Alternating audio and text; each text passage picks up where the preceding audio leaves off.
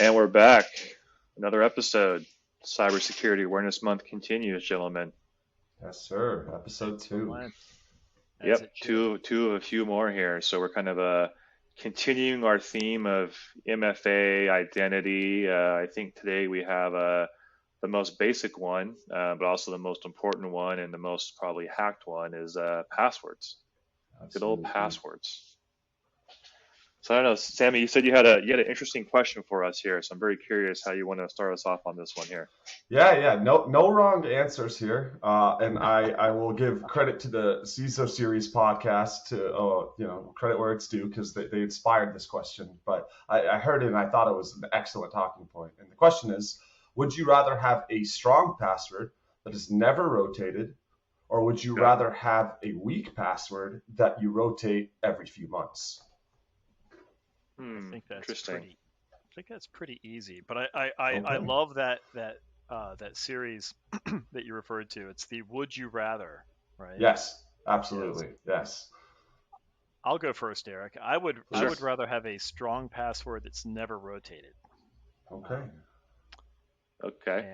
And the reason for that is if you have a very strong, I'll just go ahead and caveat with almost impossible to crack password, you don't need to rotate it, right? Okay. And when you rotate, you're introducing potentially weak passwords into the mix, right? You've got a strong one. Don't fix it if it's not broke.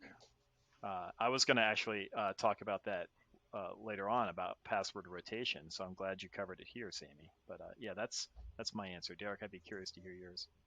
So I'm gonna put a caveat. Do I have MFA with this account or no?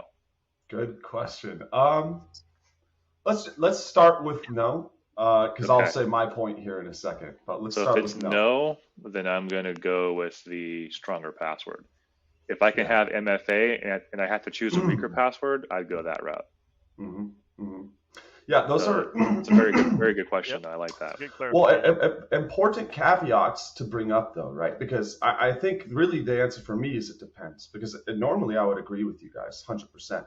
In the situation, however, where let's just say that they have other controls in place, such as brute force attempt lockout, MFA, in order to, because my thought goes to credential stuff. Like, well, what if the organization got compromised at one point, passwords leaked, even Right. if that long password is theoretically highly secure, if it got leaked because of a back end compromise, then it doesn't really matter the length of it, right? Correct. And so, in which case, you would want something that's expired by the time that the attackers went and attempted to exploit it.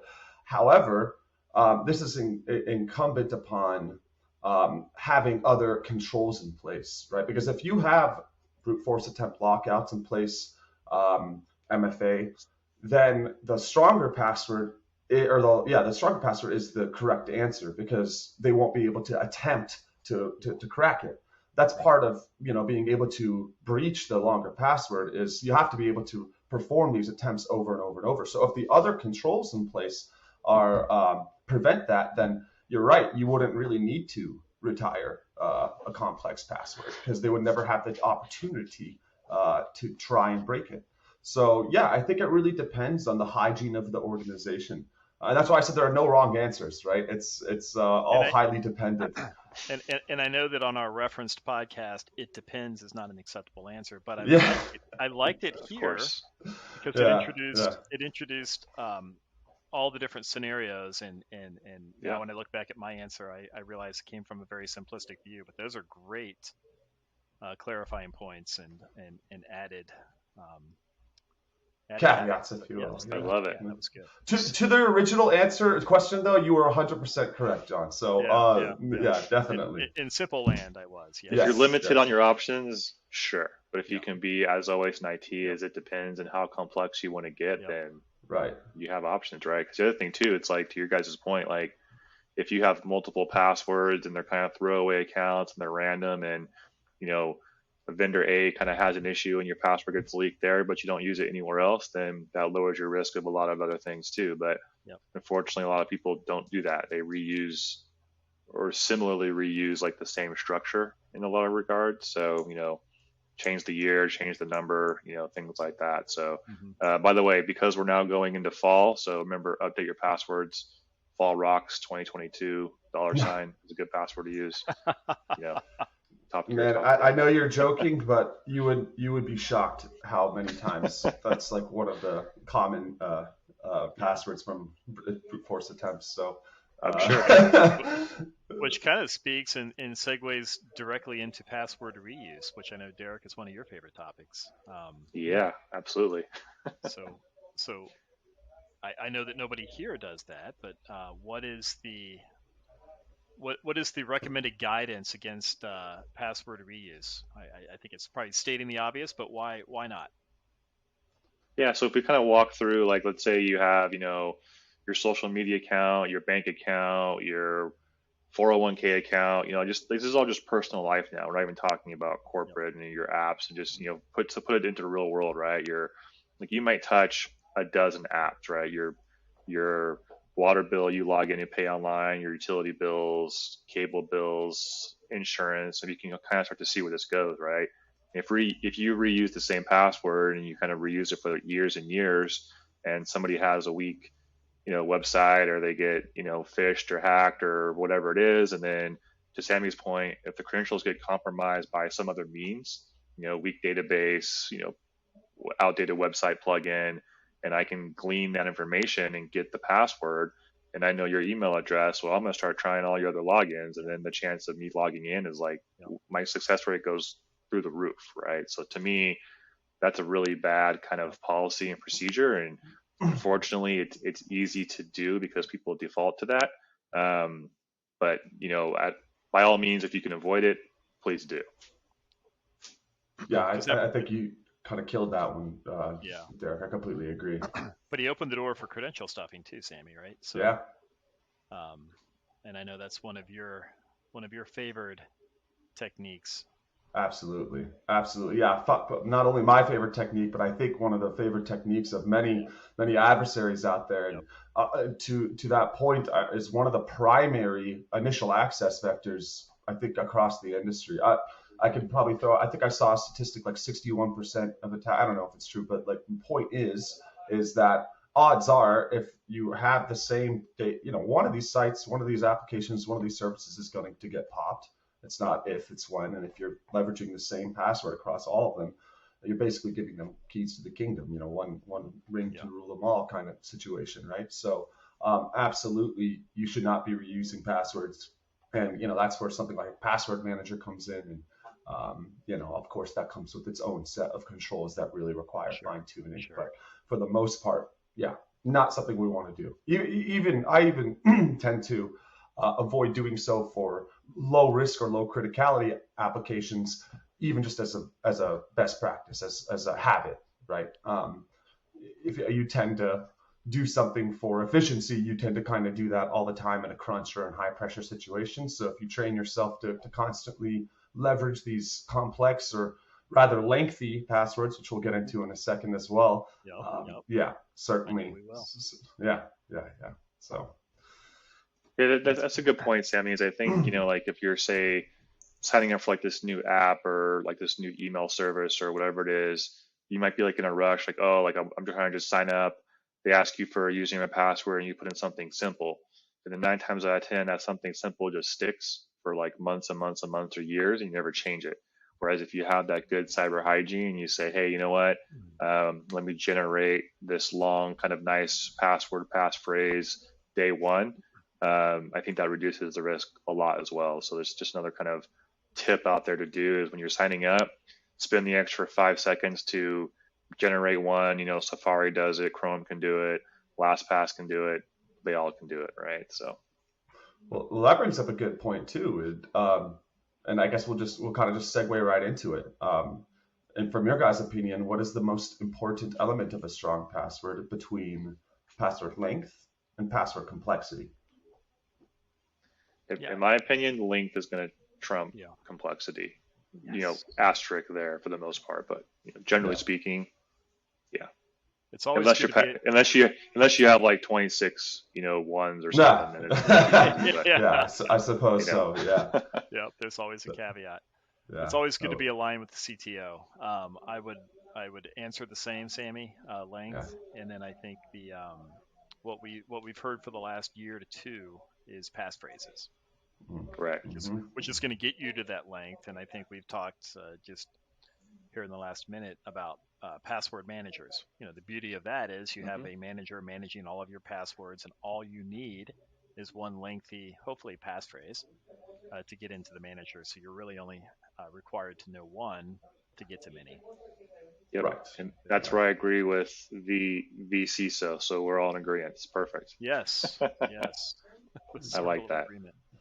And Yeah. then what you do is then you tie the MFA to your passphrase, to your There you password go. manager, and you add yet another level, and you Yep. don't repeat the passwords because they're all randomly generated. You don't care. You can if you forget it, hey, you know what, I forgot it. Hit the forget button, regenerate a 16 character password randomly. You're off and running. Right. Yep. Right. Yeah. And then use the FIDO protocol as well. And then Yes. you're really keeping things locked Yeah. down. Don't use SMS. Watch the other show to find out why. Yeah. Yeah. And we've seen a few password managers get popped at this point, but I don't think we've had a real kind of D-Day event where an entire database of customer passwords were compromised yet, right? Hopefully, knock on wood. Hopefully, it doesn't happen anytime soon. But yeah, that's of course always I think a concern to most practitioners. But at this point, we've seen those types of organizations be fairly resilient against those deep Yeah. compromises. Yeah. Let me ask the more technical guys in the room here. So, as a layman user of a password manager that has been popped twice in the last 2 years, Hmm. um, my my using and understanding of the manager is that all of my passwords are encrypted, right? So Hmm. I've not been too concerned about it. Am I right to not be concerned? Because I feel like, so they popped an encrypted file, they're still not going to be able to get to the data. Yeah, I for the most part, of course, there's always the element of if the primary developers or if the key holders get popped and they're not practicing safe key Okay. management Yeah. procedures, then you should theoretically still be concerned. Um, but again, this is something that is more. I would say it's a little bit out of the control of the end user themselves. Not to say that you can't, I guess, distribute or diversify your usage of passwords managers to where if one gets popped, the others don't. But to your point, these should theoretically be encrypted at rest. So unless you have the decryption key, which unless they're hard coding it Yeah. into their code base itself, which based on what we saw with LastPass, they did not do. Then you really don't have a place of concern. You just got to be more concerned with their key rotation policy, who has access to the keys themselves, and then of course, some of the things that we talked about earlier, like whether they rotate frequently enough or have just a strong enough key to where it's really not going to get popped, right? So long story short, yes, I think it's something that you should always be concerned with, but based on history, it's not something that we've had to be Yeah. concerned with yet. Okay. Yeah, yeah, Yeah, if you look at the overall risk, I still think you're a much lower risk of that happening than not using this yes, password manager and using password reuse, using simple to guess passwords. I'll gladly take the risk of that over not having the ability to do like random passwords and things like that. I mean, the other hand is this, like, do you go old school again and start writing down the passwords in a notebook somewhere and keep it at your desk? Like, is right, Well, that a right. more secure method now? I was just going to say, speaking of my mom, I mean risk. Right? Um, so so she's You got got me good the there. so so of course she's got the tablet, right, that says my passwords, and Hmm.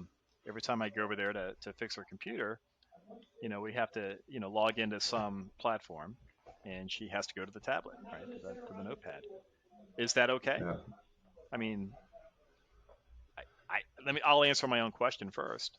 I would say, maybe 4 years ago, that was not okay because the notepad would be next to your computer at work. Now my mom's not working, but Sure. play Yeah, along. yeah. I But guess it now, becomes like a physical security. Oh, sorry, I didn't mean to. yeah, well, I mean, that's the thing, right? So now we're work from home, Yeah. and I think it's okay, right? And I think that's kind of the industry guidance is that it's not necessarily a bad thing anymore if you're working from home. Right. Because if you have Hmm. somebody stealing your home, like if somebody gets to my mom's notepad, well, we've got a more serious issue than a lost password, right? Yep. We've got the calls coming from in the house. So So let me Yeah. kind of put it in another perspective too, and this is maybe a bit morbid, but let's say something, like stuff does happen, and you need to access a family member's accounts for something, yeah, and you don't have like a LastPass, it's all on a notepad. That makes things a lot easier in some cases. So to your point, work from home, certain environments, I don't think it's a bad thing either. that was morbid, but effective. I had to go there. Yeah. Well, I don't know. You It's all guys might password hygiene. Yes, I like it.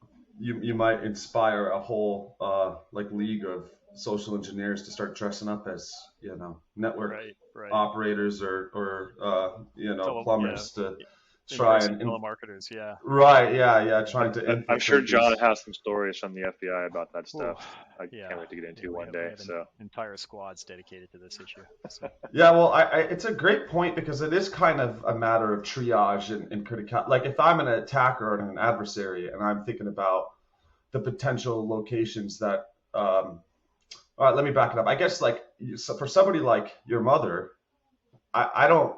I think that is perfectly sound because what are the odds that APT or a highly skilled adversary is going to go after this type of person, even if somebody does enter her home where the pad is located with all the passwords? What are the odds that that type of person has the skill set to be able to leverage these to really access all of the different systems they need to access? So, so if now we're getting into risk acceptance, exactly, which could be a yeah. whole separate discussion. But yeah, great points, Sammy.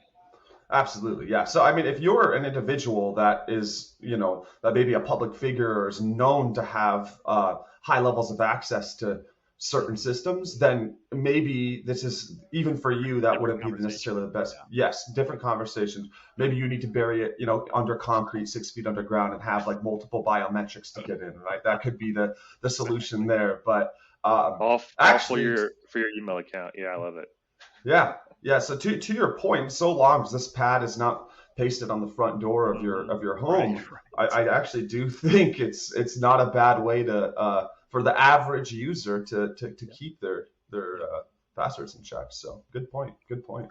Just don't do it at the office. Don't put it on your keyboard because Sammy loves walking around on his engagements and be like, "Oh, sweet, here's the password file. Like this just made my job easy." A little shoulder surfing. Or put it on passwords.txt and then put it on like a main share drive where everybody can get to it. Like don't do that. Like that's still really bad. So, but like a physical notebook at home, I can agree with that. Yeah. Right.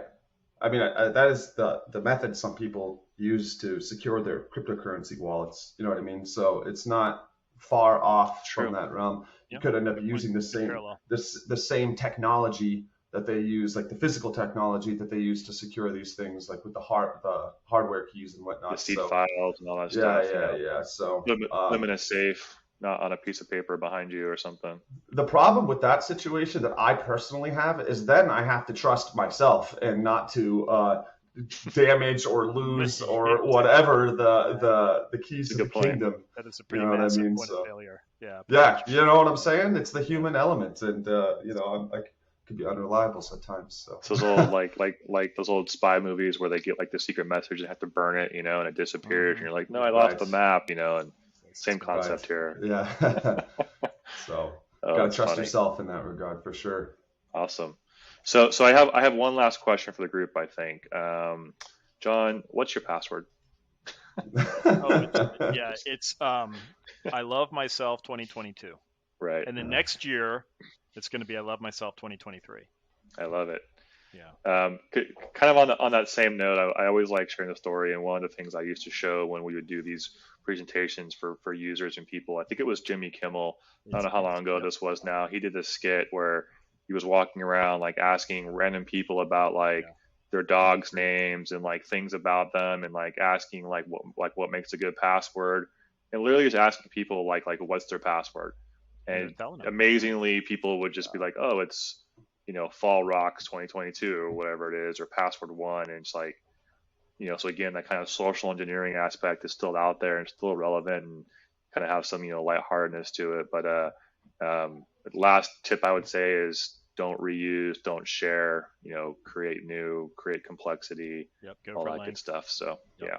Yeah, definitely go for length. Yeah, it's funny you say that because I feel that I was just talking to somebody just the other day about this, and their mentality was that, well, I have nothing to hide, right? And if they get into my bank, I can just call the bank and they'll help me out.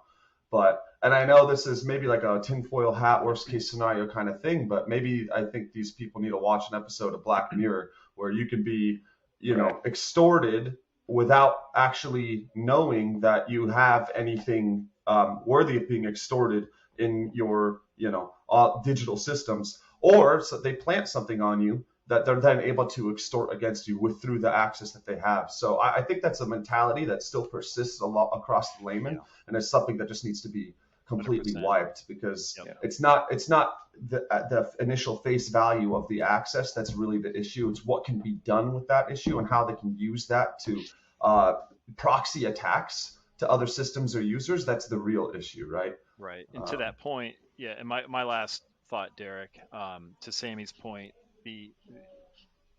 we need to acknowledge that our personal digital landscapes have no boundaries, right? And that's more and more. And the mindset that says I have nothing to hide, that is Yeah. that is the demographic that is password reusing, Mm-hmm. There you go. right? And so then Mm-hmm. you layer that behavior on top of this limitless digital landscape, and Yeah. you're going to have things to hide. So Yeah. Yeah. Yeah. Identity theft is real. It's no joke. It sucks. It's bad. And these are kind of precursors to that type of yeah, stuff. So, 100%. having that mentality of like, it's somebody else's problem, I can't really get No, behind that at all. So, that doesn't apply. Nope. Yeah, got to well, I do mean, this some cyber basics out there. for me, it's just about thinking about how this can impact the people around me, right? Yeah. If this could be leveraged and some, because you could establish you exploit the trust layer there, right? If Family, I'm friends, network. 100%, and who knows what they have that could potentially compromise them. Yep. So it's definitely kind of not ignorant, but it's a little bit negligent to think in such terms. But I think that's where our job comes in, to really educate people on Yep. what that means and what the real risk is. Yep. So 110%. Yep. so, and then last thing here, just to kind of close it out, you mentioned recovery pass or recovery keys or recovery answers earlier. Definitely a tip that I've heard recently that I think is great is actually to use fake recovery answers. So make sure that they're memorable, but don't use the real answers, because Yeah. of course those are easy to phish just through day-to-day conversation and through impersonation. So better to have something inaccurate but memorable that will allow you to restore access, but without potentially exposing you to these kinds of impersonation attacks. So just another I like pro that. tip. I like that. Yeah. Yep. It's a good one. Awesome, gentlemen. Well, this has been fun. Great use and dive into the wonderful world of passwords and MFA in last week's show. And yeah, looking forward to continuing our topic and trend here for Awareness Month. And this is great stuff. Yeah, excellent conversation, gentlemen. Yep. All right. Make sure Thank to you, like, squad. subscribe, follow, and we'll see everybody soon. See Take you care. next time. Bye-bye. Bye, guys.